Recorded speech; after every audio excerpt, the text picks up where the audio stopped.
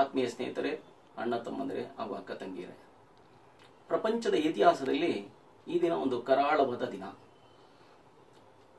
ಈ United States ಮತ್ತು ಮಿತ್ರ ರಾಷ್ಟ್ರಗಳು ಸೇರಿ ಎರಡನೇ ಪ್ರಪಂಚದ ಮಹಾಯುದ್ಧದಲ್ಲಿ ಜಪಾನ್ ಮೇಲೆ ಬಾಂಬ್ ದಾಳಿ ಮಾಡಬೇಕು ಅಂತ ತೀರ್ಮಾನ ಮಾಡಿ 1945 ಆಗಸ್ಟ್ 6ರಂದು ಹಿರೋಶಿಮಾ ಮೇಲೆ ಹಾಗೂ 9ನೇ ತಾರೀಕಿನಂದು ನಾಗಸಾಕಿ ನಗರಗಳ ಮೇಲೆ ನ್ಯೂಕ್ಲಿಯರ್ ಬಾಂಬ್ ದಾಳಿ ನಡೆದಿರಂತ ಆ ಎರಡೂ ನಗರಗಳು ಸರ್ವನಾಶವಾಯಿತು.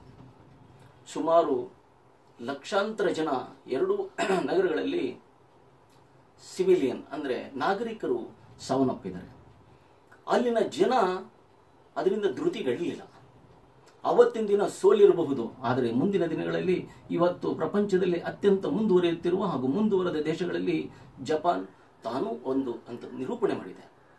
ನಮ್ಮ ದೇಶನೂ ಸಹ, ನಾವು ಸಹ ಯಾವುದೇ ಎಂತಹ ಕಷ್ಟಕಾಲಗಳಿರ್ಬೋದು, ನಮ್ಮ ದೇಶಕ್ಕೆ ಕಷ್ಟಕಾಲ ಬಂದಾಗಿರ್ಬೋದು, ನಮ್ಮದೇ ವೈಯಕ್ತಿಕ ಆಗಿರ್ಬೋದು, ನಾವು ಸಹ ಮೆಟ್ಟಿ ನಿಲ್ಲಬಹುದು.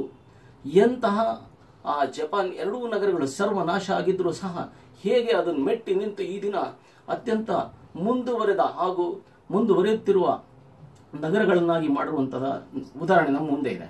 ಅದೇ ರೀತಿ ನಾವು ಸಹ ನಮ್ಮ ದೇಶವನ್ನು ಸಹ ನಾವೆಲ್ಲ ಸೇರಿ ಕಟ್ಟಿದ್ರೆ ನಾವು ಸಹ ಪ್ರಪಂಚದಲ್ಲಿ ಅತ್ಯಂತ ಹೆಚ್ಚು ವಿಜೃಂಭಣೆಯಿಂದ ನಮ್ಮ ನಗರವನ್ನಾಗಲಿ ಹಾಗೂ ಬಡಾವಣೆ ಎಲ್ಲ ಮಾಡಬಹುದು ಅಂತ ಹೇಳ್ತಾ ಈ ದಿನ ನಾನು ತಮ್ಮ ಮುಂದೆ ಬಂದಿದ್ದೀನಿ. ಜೈ ಹಿಂದ್, ಜೈ ಕರ್ನಾಟಕ.